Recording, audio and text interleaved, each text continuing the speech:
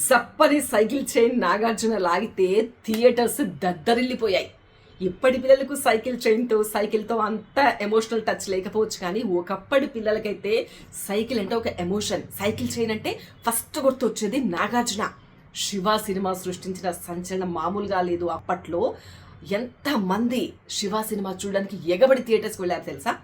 Telugu cinema స్టైల్ని మార్చేసిన cinema Shiva. Telugu cinema హిస్టరీని చెప్పుకోవాలంటే before Shiva, after Shiva అని చెప్పుకునేవారు. అంత ఇంపాక్ట్ క్రియేట్ చేసింది శివ మూవీ. ఎప్పటి నుంచో డిమాండ్స్ వస్తున్నాయి. రీ రిలీజ్ ట్రెండ్ నడుస్తుంది కదా, అరే ఇన్ని సినిమాలు రీ రిలీజ్ చేస్తున్నారు, శివ చేయరేంటి అని ఎంతమంది నుంచి రిక్వెస్ట్ వచ్చాయి తెలుసా?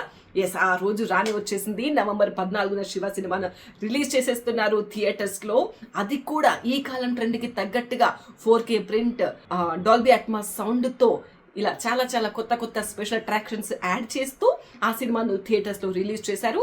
Ram Gopal Varma mind game, Nagarjuna action style ఇవన్నీ కలిపితే Shiva rebirth on big screen.